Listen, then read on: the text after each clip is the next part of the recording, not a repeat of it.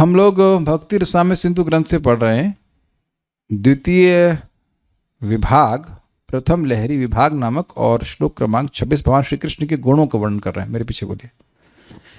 ये प्रसंग क्या चल रहा है, कैसे अपने गुणों के द्वारा भगवान प्रेम के विषय आलंबन बनते हैं। स्थिरोदांता क्षमाशीलो गंभीरो धृतिमान समः।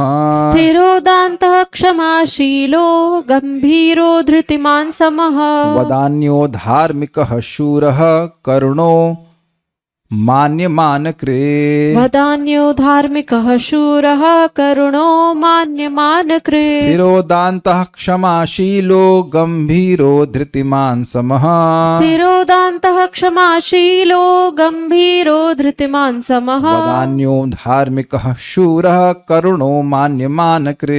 वदान्यो धार्मिकः शूरः करुणो मान्यमान कृ।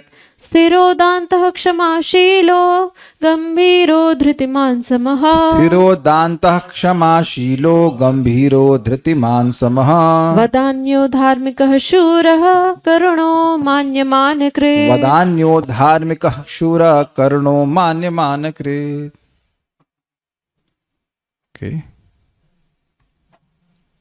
कहाँ गए? स्थिर फलोदय न देखकर कार्य से निवृत्त होने वाले नहीं हैं। ये समझे आप? इस जगत में सबको इंस्टेंट सब कुछ चाहिए होता है, तो जरा सा भी फल प्राप्ति में देरी हुई कि ना, इस आप देखिए लोग एलोपैथ को क्यों अच्छा मानते हैं, वो बस दवा को बीमारी को दबा देगा, लेकिन स्थिर होकर के अब होम्योपैथी ले तो से ठीक हो जाता है रूट में, उसमें लोगों का ज़्यादा इंटरेस्ट नहीं होता। बुखार आया दबा दो तुरंत।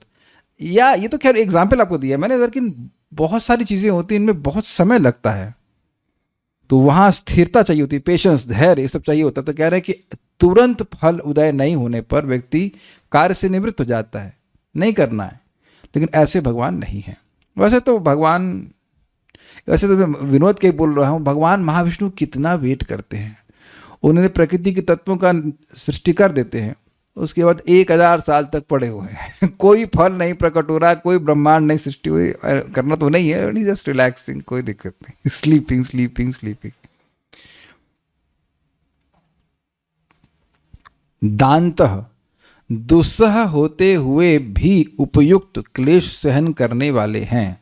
बड़ा इंटरेस्टिंग। उपयुक्त मतलब उपयुक्त आप क्या अर्थ समझते हैं? उपयुक्त का मतलब उपयोगी, और कुछ? Reasonable is the word, relevant. तो यहां पे बड़ा इंटरेस्टिंग है। दांत मतलब दुस्सह होते हुए उपयुक्त क्लेश सहन करने वाले, मतलब किसी कार्य को करने में कुछ क्लेश तो होता है, तो वो क्लेश मान लीजिए सहने में कठिन भी हो, लेकिन जो आवश्यक क्लेश उसको सहन करना, उसे दांत कहते हैं।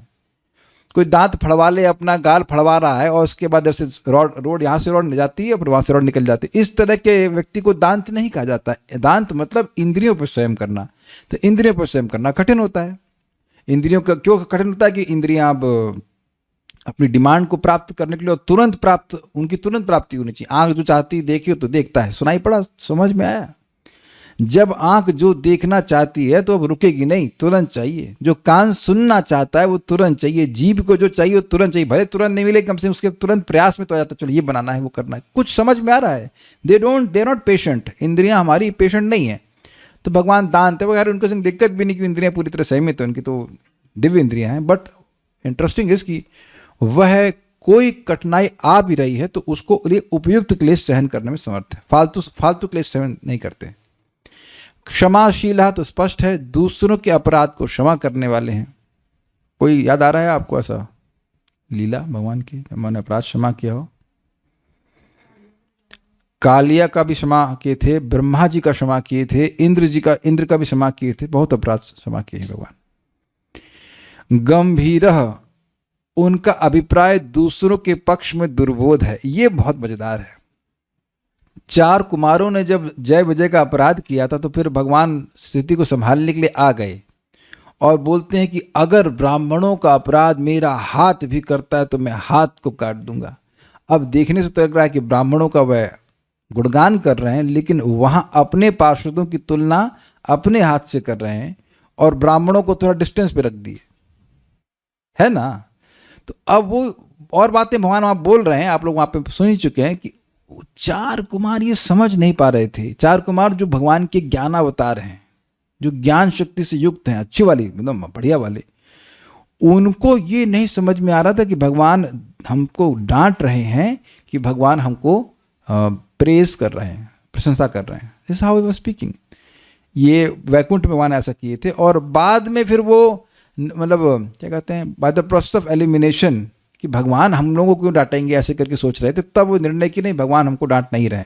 लेकिन पहली बार में तो वह भ्रमित हो गए थे। और ऐसे एक बार और हुआ है, ब्रह्मा जी से 4 कुमारों ने, नहीं 4 कुमारों ने, ज्ञान के अवतारों ने पूछा। अब ब्रह्मा जी समय सृष्टि कर रहे थे कि इंद्रियों के विषय मन में प्रवेश करते हैं कि मन इंद्रियों के विषय में प्रवेश करता है। आप कहेंगे मन प्रवेश करता है, इंद्रिय विषय नहीं प्रवेश करते हैं। तो अब ब्रह्मा जी की सृष्टि कर रहे थे, तो मैनेजमेंट के कार्य में थे, परेशान थे। परेशान मतलब वो was kind of in different mode of passion, तो उत्तर नहीं दे पाए। तो अब इतने में आ गए कौन, हंस अवतार भगवान। और 4 कुमार देख कर के बच्चे हैं, देख रहे क्या ये क्या है, ये हंस कहाँ से आ गए यहाँ पर। तो बोले कि आप कौन हैं। 4 कुमारों ने हंस अवतार को पूछा कि आप कौन हैं। तो बोले अगर आप ये कह रहे हो कि मतलब मैं शरीर, अगर आपका अभिप्राय है कि मैं शरीर हूं, तो शरीर में तो 5 तत्व हैं, पृथ्वी, जल, वायु, अग्नि, आकाश। तो आपको कहना चाहिए कि आप 5 कौन हो। और ऐसे करके भगवान घुमा देते हैं। अब 4 कुमार समझे, इतना मुश्किल प्रश्न किए हम लोग कि आप कौन हैं। और अगर फिर भगवान ये भी कहते हैं, अगर आपका अभिप्राय ये है कि मैं देह हूं, तो आपका प्रश्न गलत है। आपका प्रश्न तो ज्ञान के आधार पर नहीं है। आप देह का परिचय क्यों पूछ रहे हैं। ऐसे करके बहुत सारी बात वो मतलब कह दिए। तो अब 4 कुमार चुप उनको फिर नहीं समझ में आ रहा है। तो भगवान का अभिप्राय बहुत गंभीर। अच्छा, एक और बात, भगवान सर्वसमर्थ हैं, लेकिन भगवान के ही जो पार्षद हैं, यानी कि द्वारका के पार्षद, वो सब आपस में लड़के मर के खत्म हो गए। तो क्या भगवान का आशय था, यह मुनियों को भी समझ में नहीं आ रहा था, जो कि हिमालय में रह रहे थे। इसीलिए भगवान को, उद्धव जी को हिमालय भेजना पड़ा कि मेरे जो लीला का गहन रहस्य है वह आप उन ऋषियों से बोलिए। वो बड़े परेशान हैं कि भगवान ऐसा क्यों कर रहे हैं, समझ में नहीं आता है। ये बात बहुत बहुत बहुत इंपॉर्टेंट है। देखिए भगवान किस अभिप्राय से क्या कर रहे हैं, ये बात समझ में नहीं आती। द्रौपदी माता को क्यों इस प्रकार का अपमान सहन करना पड़ा, नहीं समझ में आता।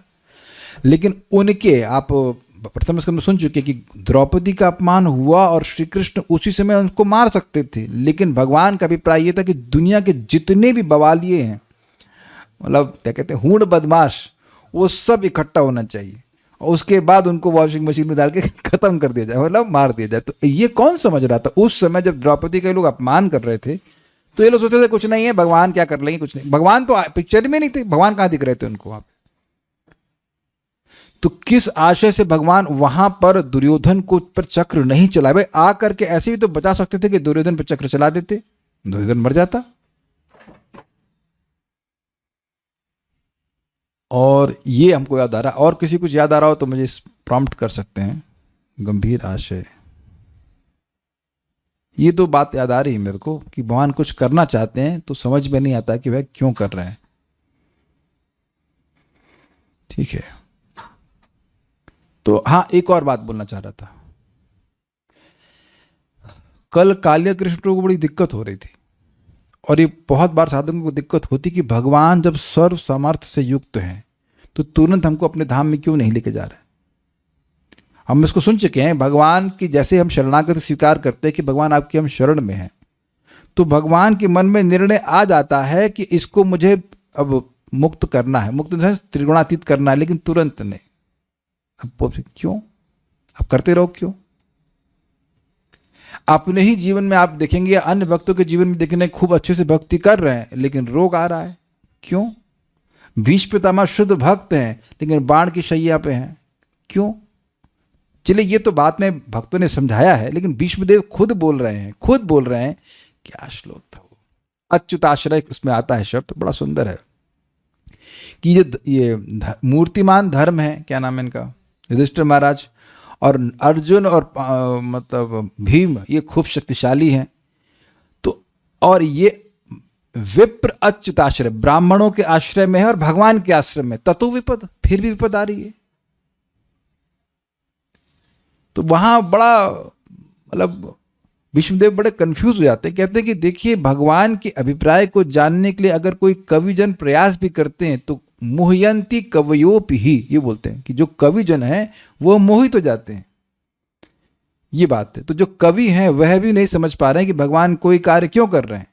और जैसे आप देखिए ना, वो युधिष्ठिर महाराज को अंदर से शोक दे रहे हैं युद्ध के बाद में कि सब कुछ मेरी वजह से हुआ, मैं तो पापी हूं, मैं तो नरक में जाऊंगा, और बाहर से उपदेश दे रहे हैं, नहीं भैया ऐसा कुछ नहीं हुआ था, अरे तुम क्या जानते हो। It is amazing. आप जब आचार्यों की टीका समझ रहे हैं तब समझ में आ रहा है कि क्या करना चाहते हैं, लेकिन उस समय अद्भुत है, भगवान आपको काउंसलिंग कर रहे हैं। सोचिए, भगवान बाहर से पढ़ा रहे हैं, बेटा ऐसा ऐसा ऐसा, बेटा नहीं भैया ऐसा ऐसा मान जाओ, लेकिन अंदर से समझने नहीं देंगे। इसीलिए वहां लिखा है कृष्णे न अद्भुत कर्म, अद्भुत कर्म है, अंदर से समझने नहीं दे रहे, बाहर से समझा रहे हैं, नहीं देखो ऐसा कुछ नहीं, युद्ध धर्म युद्ध था, अरे नहीं कोई धर्म युद्ध नहीं था। ऐसे क्या अभिप्राय था कि भीष्म देव बाणशैया पर भी धर्म का उपदेश लंबे समय तक दें, और बोलते हैं भगवान की अच्छा हमारी बात नहीं मानते हैं तो आप कम से कम भीष्म देव को मानते हैं, हाँ हाँ उनकी बात मान, चलो उनसे आके पूछते हैं कि गलत हुआ कि सही हुआ। ये होता है कि नहीं? कभी कभी दो भक्त तो आपस में झगड़ा करते हैं, मान लो भक्त तो सही भी बोल रहा, नहीं नहीं हमारी तुम्हारी बात नहीं माननी, तो ठीक है अच्छा महाराज की बात मानोगे तो जाओ महाराज के पास चलते हैं। तो इस प्रकार से भगवान भीष्म देव को यश देना चाह रहे थे, और अर्जुन भी नहीं समझ पा रहे थे कि भगवान उनको शोक तो दे दिए, भगवान ये उनको बोले कि निमित्त मात्रम भवसभ्य साच, तुम यहां से युद्ध, यहां पे युद्ध नहीं करोगे तो ये कोई बच के जाने वाला नहीं है। इस अभिप्राय को अर्जुन समझ रहे थे। आप समझे, युद्ध होने से पहले उनको पता था कि मैच फिक्स्ड है भगवान किसी को जाने नहीं देंगे। अर्जुन युद्ध नहीं भी करते तो भगवान आपस में वो सब, भगवान की शक्ति होती तो आपस में, भगवान की शक्ति नहीं भगवान की इच्छा होती तो वो कौरवों को आपस में लड़वा देते, कोई दिक्कत नहीं थी कोई दिक्कत नहीं थी भाई। जब अपने ही क्या नाम है यदुवंशियों को लड़ा के मरवा दिए तो भगवान को क्या दिक्कत है, वो तो प्रेरणा करने वाले हैं। लेकिन भगवान अर्जुन को निमित्त बना के उनको यश देना चाह रहे थे। तो ये सब बड़ी इंपॉर्टेंट बातें हैं। इसलिए जैसे कल काले कृष्ण की बात आ रही थी, देखिए एक सिंपल सी बात है, भक्त ही भक्ति का प्रचार करते हैं। अगर भगवान तुरंत सबको वैकुंठ ही भेज देते तो प्रचार कौन करता? हम जो भक्त हमको बताने के लिए आए वो तुरंत ही बस हरि बोला और वैकुंठ चले गए। तो हरि भी वो कैसे बोलते, उनको बोलने वाले सब चले गए वैकुंठ। वहां से भी आ रहा है कोई फोन आपको, श्री वल्लभ माता जी आया फोन वैकुंठ से, अरे भाई थोड़ा माला पूरा कर लेना। तो आप देख रहे हैं गुरु महाराज यहाँ पे रहते हैं, अन्य भक्त रहते हैं कुछ समय तक, ताकि हम लोग को उपदेश दे सके। Is it not? Krishna keeps like this. उत्कंठा भी बढ़ानी होती है, लेकिन कोई और भी तरीका हो सकता है कि नहीं? देखिए एक और मजेदार बात है, आप लोग उसको देखना 10.88.8, तो उसमें लिखा गया है कि भाई भगवान लक्ष्मीपति हैं, उनके भक्त गरीब, और शिव जी एकदम पक्कड़ बाबा और उनके सब भक्त खूब पैसे वाले होते हैं। सत्य बात है, शिव जी की उपासना करेंगे तो खूब भौतिक लाभ मिल जाएगा, क्योंकि तमोगुण का अधिष्ठाता है वो। तो अब नहीं, ये बात समझ में नहीं आएगी। देखिए इस जगत की हर वस्तु तमोगुण से आई है, तो वो तमोगुण का अधिष्ठाता है, तो उनकी पूजा करेंगे तो उनके स्टोर में है, देते जाएंगे, ले लो भाई ले ले ले। लेकिन भगवान दिव्य हैं, भगवान दिव्य हैं, तो जो भगवान तो अपने भक्त को इस जगत से विरक्त करते जाते हैं। तो अब इसके लिए उनको दुख देना पड़े तो दुख देते हैं, और सुख देना पड़े तो सुख देते हैं। तो कोई व्यक्ति पूर्ण प्रश्न करे, चक्रवर्ती बात प्रश्न उठाते हैं कि अरे क्या दुख दे के ही प्रेम बढ़ता है, केवल सुख दे के नहीं मिल सकता? तो वहां चक्रवर्ती बात कहते हैं कि तुम प्रेम की रीति नहीं जानते, चुप रहो यू डोंट नो। तो ये एक बड़ा इंटरेस्टिंग बात है कि भगवान के अभिप्राय को भक्त नहीं जानते। चक्रवर्ती बात बिल्कुल स्पष्ट कहते हैं कि भगवान की कृपा इतनी सूक्ष्म है कि भक्त भी नहीं समझ पाते कि कैसे कृपा हो रही है। इसीलिए तो प्रपात कहते हैं आप भगवान का नाम बोल रहे हो और कितना आपका हृदय में मतलब शुद्धिकरण हो रहा है वो आप समझ नहीं सकते। इसीलिए बार बार शास्त्र सुनना चाहिए, तब धीरे धीरे बात समझ में आती है। जीवन में कभी ऐसा हुआ है कि आप इतने असमंजस में पड़ गए, हम भक्ति कर रहे हैं भाई यह क्यों हो रहा है? उस समय आप नहीं समझ पाएंगे, लेकिन बाद में आप इसे कहते हैं हाइंड साइट, पीछे मुड़कर देखेंगे तो समझ में आता है, ओ हो भगवान ने तो बड़ी सहायता करी। अगर वहाँ मैं अपनी प्लान के हिसाब से चल रहा होता तो मैं तो भक्ति भाग्य नहीं पढ़ पाता। एग्जाम्पल आपको और दूंगा मैं, ध्रुव महाराज, ये बहुत अच्छा टॉपिक है। ध्रुव महाराज के पिताजी को इतना स्त्रैण होने की क्या जरूरत थी कि अपने बच्चे को ही गोद पे ना रखते? याद है कौन सी 2 पत्नियां थी? सुरुचि और सुनीति। तो अच्छी वाली कौन सी थी? सुनीति, और डिस्टर्ब वाली थी सुरुचि। शी हैड डिफरेंट टेस्ट से कहना चाहिए। तो अब उसने गाली दी, काहे भगवान प्रेरित करवाए कि तुम अधिकार नहीं, तुमको अधिकार नहीं है अपने इस राजा की गोद में बैठने का, तुम राजा के पुत्र नहीं हो, तुम रानी के पुत्र नहीं हो। राजा का तो पुत्र था लेकिन तुमको रानी का पुत्र होना चाहिए, तुम दासी के पुत्र, ऐसा करके बोले। सब जानते हैं इस कथा को। अब उस समय ध्रुव महाराज सोच रहे थे कि भगवान का ये अभिप्राय कि इसको 6 महीने में दर्शन दूंगा। Do you catch this point? ये उस समय ध्रुव महाराज क्या सोच सकते थे? इतने दुखी थे, गरम गरम आंसू बहाते हुए आए, माँ के पास आए, माँ भी कुछ नहीं कर पाई। See the helplessness. आप देख रहे हैं एक बच्चा क्या करेगा बताइए?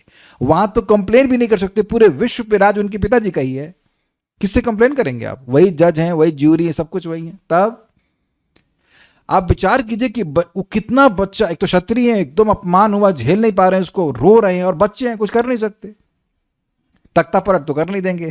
तो उनको गुस्सा आ रहा था और रो भी रहे थे, और उनकी माँ भी रो रही थी इसी तरह से। तो माँ ने बताया कि बेटा भगवान विष्णु के पास जाओ। तो देखिए वो घटना, वो सब किसके द्वारा हो रही है?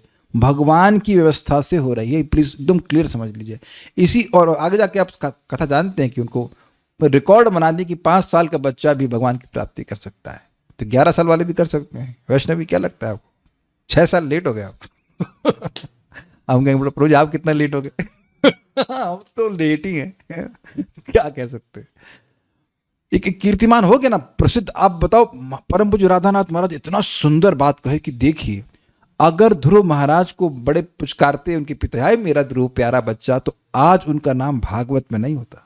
और ये घटना कब हुई है? सतयुग में हुई है। और आज तक सतयुग भी मतलब कौन सा वाला? प्रथम वाला, स्वयंभू मनु वाला सतयुग। उसमें 7 मनवंतर बीत गए, फिर भी हम ध्रुव महाराज की कथा सुनते हैं। कितना अस्टॉनिशिंग है। तो उस समय क्या ध्रुव महाराज अभिप्राय समझ पाएंगे? नहीं समझ पाए। एक और महाराज बड़ी सुंदर बात कहते हैं, अजामिल का पतन उस वैश्या की वजह से हुआ, ये उसके लिए अच्छा था कि बुरा था? अब अगर वो एक सामान्य ब्राह्मण रहता तो अभी वो कहीं कहीं स्वर्ग में पहुंच गया होता। लेकिन अब वो भगवान की क्या व्यवस्था है कि अजामिल का पतन कराए, उसका सारा ज्ञान लगाया, नहीं लगा, उसका पतन हुआ, फिर नारायण नाम रखा अपने बच्चे का। ये सब भगवान की व्यवस्था है भाई।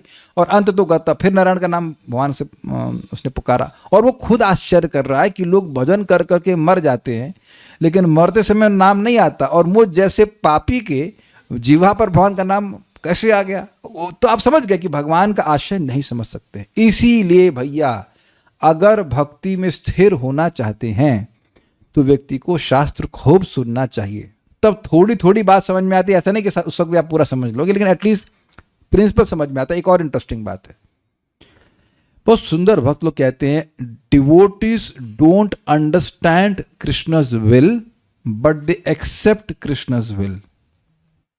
हमेशा एक भक्त भगवान की इच्छा को नहीं समझ सकता, लेकिन वह भगवान की इच्छा को स्वीकार करता है। यह शुद्ध भक्त का लक्षण है। बहुत अच्छी बात है, बहुत अच्छी बात है। क्या एक बात सिद्धांत क्लियर होना चाहिए कि भगवान हमारे सुहृद हैं, भगवान हमारा अच्छा जानते हैं, अच्छा करना चाहते हैं और अच्छा करने की क्षमता है। तो मेरा गलत नहीं हो सकता। मेरा कर्तव्य इतना है कि मैं अपना कर्तव्य करूं, भगवान का नाम जप करूं, भगवान की सेवा करूं। भगवान कुछ ना कुछ जरूर प्रयोजन लेकर के चल रहे हैं, इसलिए ऐसा कर रहे हैं। हमको बहुत अच्छा लगता है शब्द गंभीर। धृतिमान, धृतिमान मतलब शोभ का तीव्र कारण होते हुए भी वे शोभ शून्य। शोभ मतलब एजिटेशन। अभी तो बहुत तरह से समझ सकते हैं आप। गोपियां हैं फिर भी वो डिस्टर्ब नहीं हुए, और रानियां हैं फिर भी डिस्टर्ब नहीं हुए। और एक और इंटरेस्टिंग बात है, शिशुपाल जब मिलता तो 99 गाली देता। आप देखिए कि जगत में किसी को 1-2 कोई गाली दे दे तो कितना गुस्सा हो जाएगा। लेकिन भगवान ने, बुआ जी थी ना उसकी, बुआ जी थी, तो बुआ जी, ये पता है कथा आपको, ये पैदा हुआ था तो गधे की तरह रेक रहा था, क्या नाम है इसका, शिशुपाल। और उसके 4 हाथ थे, 4 हाथ थे और 3 आंख तो नहीं, 4 हाथ तो थे ऐसे। सींग भी होगा हमको पता, लेकिन 4 हाथ थे इतना पता है। मर गया क्या हमको कुछ बोलेगा, लेकिन 4 हाथ थे। तो ये बोला गया कि जब जो जिसके गोदी में जाएगा और उसके हाथ झड़ जाएंगे 2, ऐसा कुछ था भाई, हो सकता है थोड़ा बहुत गलत हूँ, शिशुपाल माफ करना हमको। सिंह जड़ जाएगा, ठीक है माता जी सिंह बोल रही है, जो भी हम स्मरण से बोल रहे हैं, तो वो व्यक्ति मारेगा। तो ये भगवान कृष्ण के पास इनको रखा गया। तो जो भी रहा, बुआ के भाई हुआ ना, कजिन ब्रदर, तो गोदी में रखा तो उसके 2 हाथ झड़ गए या सिंह झड़ गया, जो कुछ भी। तो अब समझा कि कृष्ण मारेंगे। तो बुआ जी ने इनसे एक आशीर्वाद मांगा भगवान कृष्ण से कि इसको आप उसको माफ करना। तो भगवान कहे कि मत मारना। तो भगवान ने कहा कि देखो ये 100 गाली देगा, उसके बाद मार दूंगा। तो शिशुपाल गाली तो देता था लेकिन गिन करके। देखो शिशुपाल हमारा शिक्षा गुरु है, भगवान को गाली भी दे रहा है तो गिन करके, उससे कम उससे ज्यादा नहीं। मतलब इतना तो नाम जो है काउंटर पे कर रहा है एकदम, काउंटर मतलब काउंट करके करना चाहिए, इतना भगवान को नाम बोलना है। तो हर बार बोले तो 99 पे रुक जाए। अब ये सोचिए कि व्यक्ति फ्रस्ट्रेट नहीं होगा, और पब्लिक में गाली दिया करता था, लेकिन भगवान रह जाए ठीक है नहीं डिस्टर्ब कर। और अब हुआ क्या, जब राजसूय यज्ञ हुआ तो इतना क्रोधित हो गया, इतना क्रोधित हो गया। राजसूय यज्ञ में अग्र पूजा होती है, तो जब पूरा यज्ञ हो गया उसके बाद अग्र पूजा होती है। तो ये अग्र पूजा भगवान श्री कृष्ण की हुई, तो ये चुप बैठा रहा। क्यों पता है, उसको सोच रहा अरे गलत व्यक्ति की पूजा हो रही ना, अच्छा है यज्ञ डिस्टर्ब हो जाएगा। उसके हिसाब से भगवान जो है एकदम अयोग्य व्यक्ति हैं, तो अयोग्य व्यक्ति की पूजा हो गई, अच्छा काम तो बन गया ना, अब राजसूय यज्ञ विफल हो जाएगा। That was his planning. जब हो गई पूजा तब गाली देना शुरू करे कौवे को, और बहुत सारी बातें वो बोलता है। महाभारत में डिटेल में वर्णन है। महाराज कह रहे थे हम तो बोलना नहीं चाहते, भगवान को काला कह रहा है, कृष्ण कह रहा है, कृष्ण मतलब कल्ला कौवा, बहुत सारी बात बोला।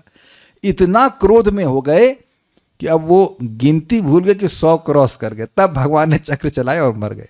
और भगवान इतने अद्भुत है कि चक्र ऐसा, देखिए अमेजिंग बात है, कोई और उसको मारता तो उसका खून यज्ञ में गिर जाता, तो यज्ञ अपवित्र हो जाता। भगवान ऐसा सीलिंग किए गर्दन काटे और वो एक वही सील कर दिए, खून बाहर ही नहीं आया। ये आप समझ सकते हैं भगवान चतुर है, एक ही समय में बहुत सारे कार्य करते हैं। तो क्या हम समझा रहे थे कि भगवान का ये भगवान शोभ का तीव्र कारण होते हुए भी वे शोभ शून्य है, ये बात है। सम राग द्वेष शून्य, ये तो बहुत प्रसिद्ध गुण है भगवान का। समा सर्वेषु भूतेषु, तो ये कई बार भगवान बोलते हैं। देखिए बहुत इंटरेस्टिंग है भाई, राग और द्वेष किसको होता है? राग द्वेष उस व्यक्ति को होता है जो अविद्या से ग्रसित हो। अविद्या का फंक्शन ही अविद्या अस्मिता, फिर राग और द्वेष, इसकी इंद्रियां की तृप्ति मिल जाती, वो अच्छा लगता है, जो नहीं देता है वो सुद्वेष हो जाता है। ऐसा भगवान में नहीं। तो समझ में स्वरूपता भगवान सच्चिदानंद स्वरूप में उन्हें क्या होना है। जैसे एग्जाम्पल आप देख लीजिए, जैसे सूर्य है। अब सूर्य गाय की पूजा करने वाले को भी प्रकाश देता है और गाय काटने वाले को भी, और बराबर से देता है, स्वीकार्य है। अगर कहीं विषमता है तो उनकी तरफ से, कोई खुद ही दरवाजे के बाहर ना जाए अलग बात है, अन्यथा सूर्य का प्रकाश बराबर है कि नहीं। मल वाले स्थान पर भी सूर्य जाता है तो ऐसा कह ये कहाँ गंदा स्थान है, और एकदम गंगा जी के ऊपर भी जा अपना प्रकाश दे रहा है तो वो कोई दिक्कत नहीं। तो समझ में आ रहा कि भगवान राग और द्वेष शून्य है, सबके प्रति सम है। वदान्य यानी दानवीर है, बहुत सुंदर है। भगवान द्वारका में कितना ही, मतलब अब मैं डिटेल्स तो नहीं जानता हूँ, लेकिन हर दिन कितने हजारों गायों को दान करते थे। और सबसे बड़ी दानवीरता तो उनकी सृष्टि के संबंध में है। कितने कितने ब्रह्मांड बना के दान कर दिए कि जाओ फ्री में भोगो। यहां विटामिन डी की टैबलेट पैसे से आती है, अब सूर्य के अपना पीठ दिखा दीजिए तो फ्री में विटामिन डी बन रहा है कि नहीं। हवा तो अभी भी फ्री ही है ना, अभी तक एटलीस्ट। महाराज विनोद करते कि दिल्ली आदि में शहरों में तो हवा भी फ्री नहीं है। हवा कैसे फ्री नहीं है? कह रहे हैं गार्डन है ना, गार्डन का पेमेंट करना पड़ता है, तो वहाँ आपको फ्रेश एयर मिलती है। तो अब लोगों ने हवा भी पैसा वाली कर दी है, लेकिन अन्यथा अभी तो अभी हमारे एरिया में तो अभी हवा फ्री है। आप लोग क्या भी होगी मुझे, हवा फ्री। भगवान ने गंगा जी फ्री में बहाई है कि नहीं? गंदा करके फिर प्यूरिफिकेशन करना इंसान का काम है, लेकिन भगवान तो गंगा ऊपर से अभी भी गंगा जी फ्री आ रही हैं और बिल्कुल क्लीन आ रही, प्योर आ रही हैं।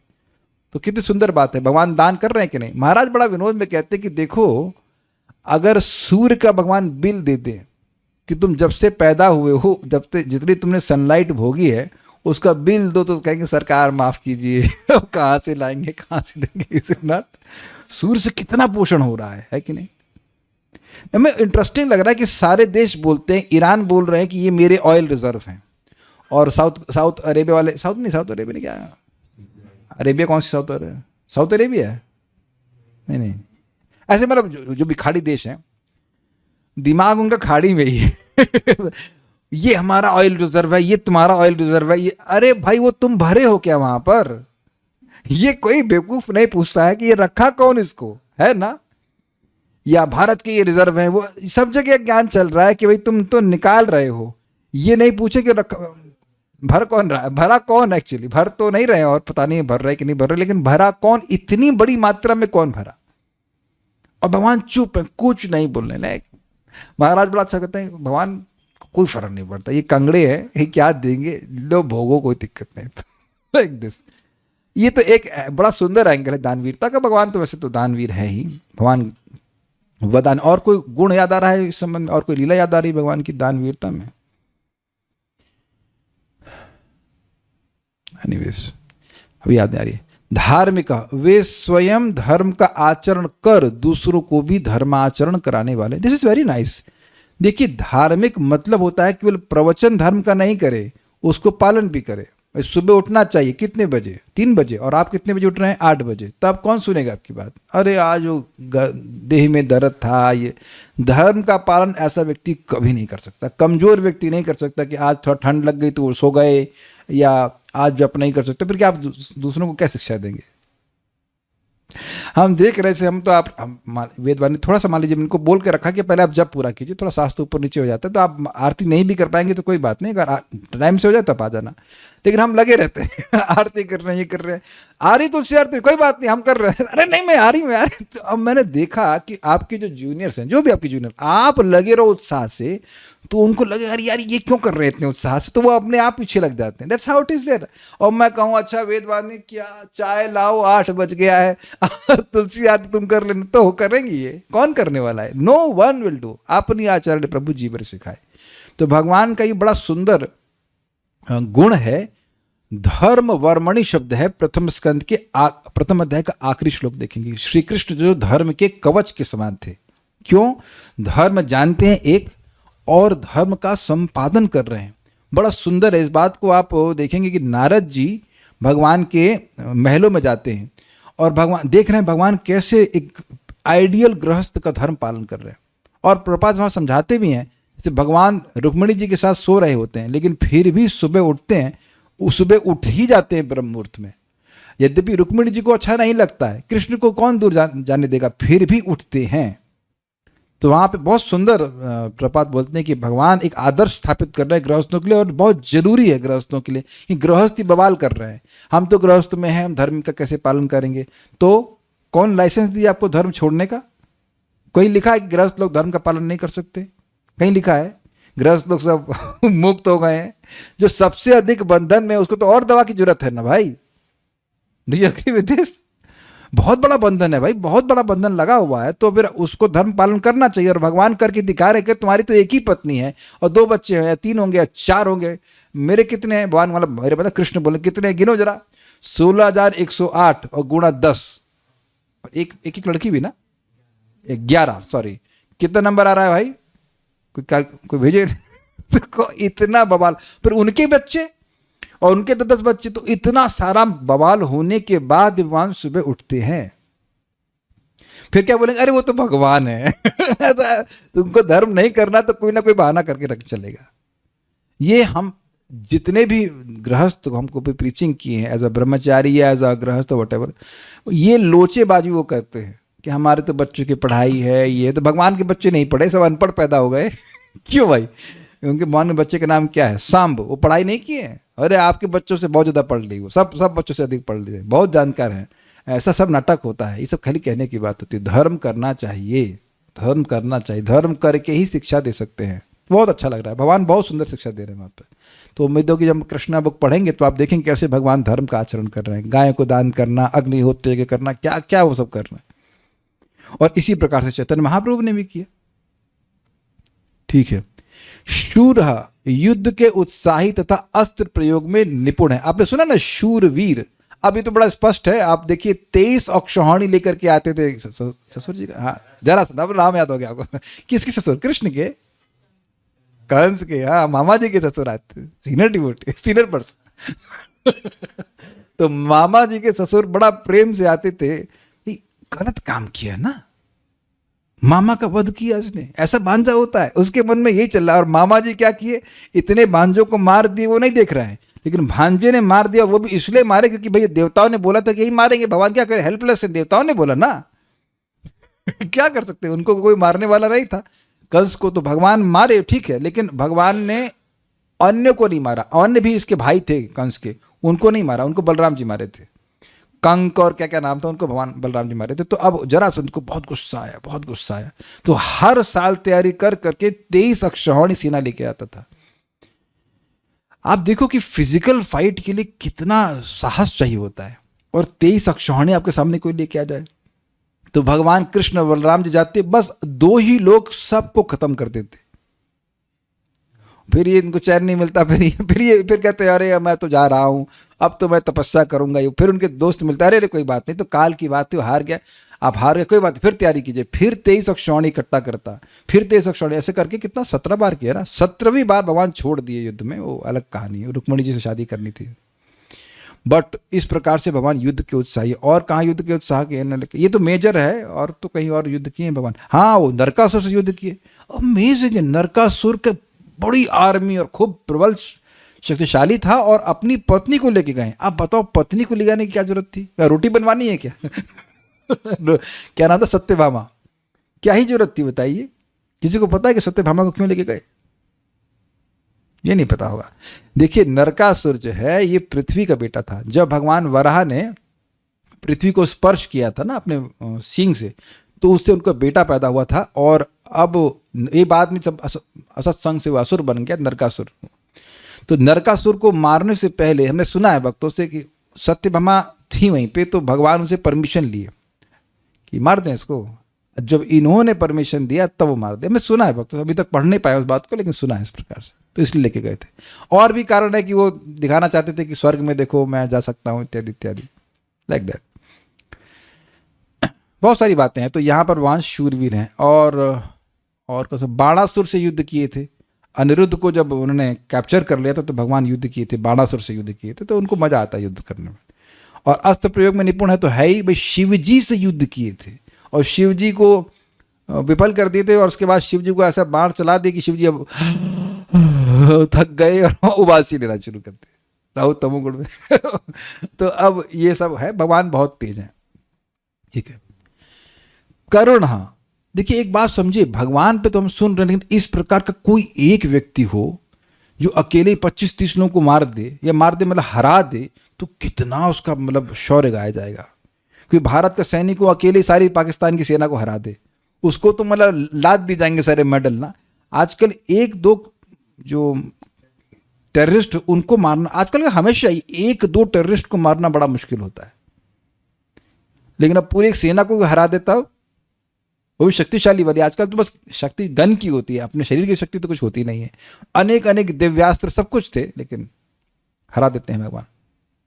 करुणा, ये बड़ा सुंदर है। करुणा मतलब वे दूसरे का दुख सहन नहीं कर सकते, ये सबसे मजेदार गुण है। प्रभुपाद कहते थे कि तुम भगवान श्री कृष्ण के चाहे सारे गुण को समझ लो, लेकिन जो बद्ध जीवों पर उनकी करुणा है उसको तुम कभी नहीं समझ सकते। और इसका कारण है, आप देखिए भगवान इतने दयालु हैं कि उन्होंने अपनी सारी शक्ति को अपने नाम में रख दिया है, और हम लोगों को बोलने में बहुत कम शक्ति लगती है। इज इट नॉट करुणा? जीवों पे दया करके ही भगवान नाम के रूप में अवतरित हुए, और ये भी जानते हैं कि ये लोग ध्यान से करेंगे भी नहीं। आप कुछ बोलिए, कहीं जाइए और आपको नेग्लेक्ट कर दिया जाए तो कितना खराब मानते हैं, लेकिन नेग्लेक्टफुली भी चैंटिंग करते हैं, तब भी भगवान अनंत जन्म के पाप नष्ट कर रहे हैं। ये बड़ा इंटरेस्टिंग है। इसीलिए मंदिर जाना चाहिए, घर में भी भगवान को रखना चाहिए, भगवान के सामने रहना चाहिए। देखिए हो ये रहा है, हमारी इतनी दयनीय स्थिति है कि हम अपनी स्थिति को दयनीय भी नहीं मानते हैं। कुछ समझे मैं क्या कह रहा हूँ? ऐसे पागल होता है ना, वो है करके हंस रहा होता है, उसको लगता है मैं इंजॉय कर रहा हूँ। अब आप देखिए जो पागल एक फटे कपड़े पहना घूम रहा है और गलत सलत चीज़ खा रहा है, रोड पे घूम रहा है, उसको देखकर मन में कितनी दया आती है। यदि हम कुछ कर नहीं पाते हैं लेकिन कितनी दया आती है, वो अपने मजे में लग रहा है तो मैं बहुत बहुत अच्छा इंसान हूँ, बहुत मस्त चल रहा हूँ, है कि नहीं। लेकिन भगवान जानते हैं कि भगवान और भगवान के पार्षद कितने सुख में, और हम यहाँ थोड़े थोड़े मतलब एक चींटी के बराबर भी सुख नहीं, मतलब 2 कौड़ी का सुख, उसके लिए इधर भाग रहे हैं उधर भाग रहे हैं, सब गलत सलत काम कर रहे हैं। तो ये जो हमारी स्थिति है, इसको देख करके भगवान बड़े दयालु है, बहुत दयालु है। और फिर क्या है, मन्यमानकृत। मन्यमान मतलब जिनका सम्मान, सॉरी मन्य नहीं, मान्यमान, मान्यमानकृत यानी कि जो मान्यमान है। देखिए धैर्यमान मतलब धैर्य वाले, और मान्यमान मतलब जिनकी सम्मान होना चाहिए। सम्मानीय से आ रहा है ना, सम्मानीय से मान आ रहा है ना, तो जो लोग सम्मानीय हैं उनका सम्मान करते हैं। नहीं ठीक से नहीं समझाया। मान्य मतलब सम्मान्य, और मानकृत मतलब उनका मान करने वाले, ये अर्थ हुआ। मतलब जो सम्माननीय है उनका सम्मान करने वाले हैं। गुरु, ब्राह्मण एवं वृद्ध जनों का सम्मान करने वाले हैं। देखिए ये बहुत बड़ा गुण है और इससे व्यक्ति को बहुत आशीर्वाद मिलता है।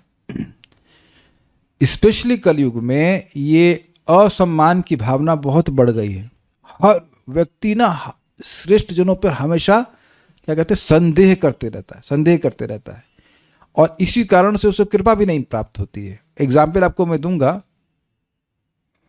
दुर्योधन भीष्म देव को देखो अपमान किया था कि रोटी हमारी खाते हैं। युद्ध हो रहा था और वो जाकर के भीष्म देव को डांटा, या कैसे कटु शब्द बोले कि हमारा अन्न खाते हैं लेकिन युद्ध आप पांडवों के पक्ष कर रहे हो, आप अच्छे से लड़ नहीं रहे, नहीं तब तक वो मर गए होते।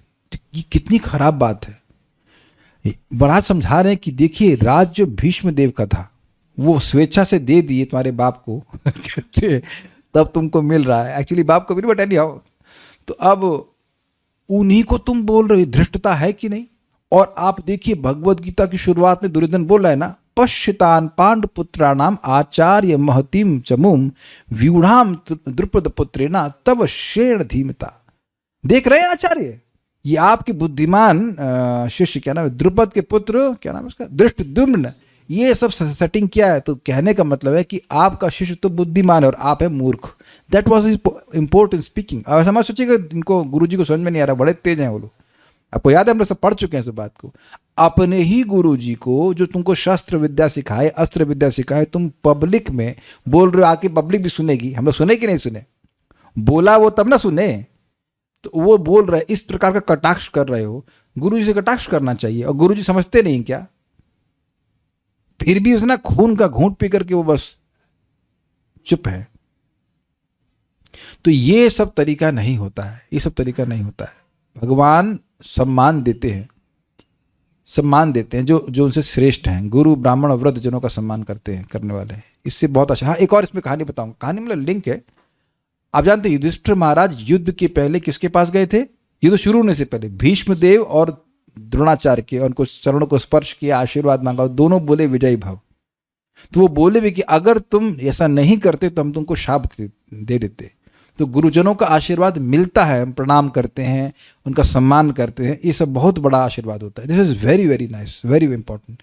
तो यद्यपि अमेजिंग बात यह है कि भगवान के न कोई समान है न उनसे बराबर है, लेकिन लीला में तो छोटे हैं ना। जैसे अब याद आ रहा है, जैसे सबने वो फोटो कृष्ण बुक में देखी होगी, छोटे से Krishna, little Krishna, very small Krishna, और नंद महाराज के खड़ा हूं अपने सर्प धारण कर। या फिर आपको याद आ रहा हो सुदामा का, ब्राह्मण है और भगवान क्षत्रिय हैं, और अब वो जब आ रहे हैं तो उनके चरण को धो रहे हैं। चरण को धोए मतलब भगवान ऐसा करके। और इधर भी आप देखिए, जब भगवान विष्णु के पास भृगु गए और भृगु ने छाती पे भगवान की प्रहार किया, जबकि उनकी पत्नी साथ में है, ऐसे स्थान पे किया, तब भी भगवान ने उनका सम्मान किया। तुरंत खड़े होकर कहे कि हे ब्राह्मण श्रेष्ठ, मुझे क्षमा कर दीजिएगा, मुझे नहीं पता था कि आप आ रहे हैं। हाँ, आपको तो नहीं हाँ, आपको तो सब इन्फॉर्मेशन जा मैं वहां होता तो मैं जरूर बोलता। अच्छा अच्छा, तो ये हृदय में ज्ञान किसको दे रहे? भृगु का ज्ञान कौन दे रहे? आप ही दे रहे हो ना, आपको नहीं पता था। झूठ तो मत बोले यार। एनीवेज, कह रहे हमको पता नहीं था आपके, आप आ रहे नहीं तो आपका स्वागत करते, क्षमा कर दीजिएगा। आप आई, मैं खड़ा भी नहीं हुआ, और मेरी छाती इतनी कठोर है, वज्र जैसी, आपके चरणों को कष्ट पहुंचा होगा, भगवान उनके चरणों को सहलाने लगे। बताइए, वैसे तो ये उसमें भी जाएगा कि शुद्ध होने के कारण होने पर भी शुद्ध ना होना, पर यह बात भी है कि जो सम्मानीय व्यक्ति उसको सम्मान करते हैं, तो सब भगवान के गुण है। कुछ अगला श्लोक तो कल ही देखेंगे। ये तो इतना बढ़िया टॉपिक है कि क्या कहा जाए। अल्टीमेटली हर बात में आगे यही दिखता है कि जो हुआ अच्छा ही हुआ, बट ये बहुत बाद में दिखता है जब खूब परेशान हो लेते हैं। धीरे धीरे आपको ये समझ में आने लग जाएगा कि भगवान जब कभी गलती नहीं किए तो आज भी गलती नहीं कर रहे हैं। समझ आया? जब पिछले सालों में उनका ट्रैक ये रहा है कि गलती नहीं कर रहे हैं, तो आज भी वो वैसे ही है, भले हमको ना समझ में आ रहा हो। अगर भगवान की व्यवस्था है प्रभु जी, तो हमारे कर्म कैसे? अच्छा प्रश्न है, वैसे तो लंबा प्रश्न जाएगा। देखिए, भगवान हमारे कर्मों को नष्ट कर देते हैं, लेकिन उन कर्मों को नष्ट नहीं करते हैं जो हमारी भक्ति के लिए अच्छे हैं। अगर आपको कोई अच्छा एस्ट्रोलॉजर मिल जाए वाकई, तो अपनी पत्री चेक कराइएगा, देखिए कितनी बार गलत हो जाती है वो, चाहे कितना भी अच्छा हो। हम नाम तो नहीं जानते, कोई भक्त बताते बड़े प्रसिद्ध एस्ट्रोलॉजर है, बोले कि अगर भक्त 16 माला जब कर रहे हैं, नियमों का पालन कर रहे हैं, तो हम लोग नहीं बोल सकते क्या होगा। We can not predict anything because it's directly under Krishna's control. जो आपकी भक्ति के लिए अच्छा होगा वो दे देंगे, और जो अच्छा नहीं होगा वो नहीं देंगे। तो ये कृष्ण की कृपा है, ना कि कर्म है। उदाहरण एग्जाम्पल देते हैं, जैसे धागा होता है और एक रेशम का धागा होता है, धागा नहीं, रेशम का धागा। तो रेशम के धागे को जला देंगे तब भी उसके वो धागा दिखाई पड़ता है, लेकिन वो केवल एक राख का धागा है, करेंगे तो उड़ जाएगा। बहुत सारी बातें इस पे आप चक्रवर्ती पाद की टीका हम पढ़ा चुके। भगवान दुनिया में अपने भक्तों की महिमा को और भक्ति की महिमा को छुपा के रखना चाहते हैं, इसलिए भक्तों के जीवन में भी कुछ कष्ट दिखता है ताकि वो समान व्यक्ति जैसे दिखाई पड़े। रुक्मिणी अपहरण में वो अपने साले से झगड़ा किए थे। इतना युद्ध के उत्साही के साले को भी छोड़ा नहीं। और कुछ कह रहे हैं क्या, हम इम्परफेक्ट सेंसेस एंड ब्रेन से परफेक्ट कृष्ण को कैसे समझ पाएंगे? नहीं समझ सकते, इसीलिए इंद्रियों से नहीं, शास्त्र से भगवान को समझने का प्रयास करना चाहिए, भक्ति के द्वारा। इंद्रद्युम्न को अगस्त ऋषि ने श्राप दिया, वो गजेंद्र बना, यस, और अगले जन्म में भगवान के पास चला गया। सल्व से युद्ध किए थे, वहाँ भी बड़ा अच्छा युद्ध किए थे, yes. So this is very nice session now. मतलब भगवान के गुणों का स्मरण करके तो मन एकदम प्रसन्न हो जाता है। So thank you for joining, will stop now. Shri Shri भक्ति साम्य सिंधु की जय, श्रील प्रभुपाद की जय, निताई गौर प्रेमानंदे।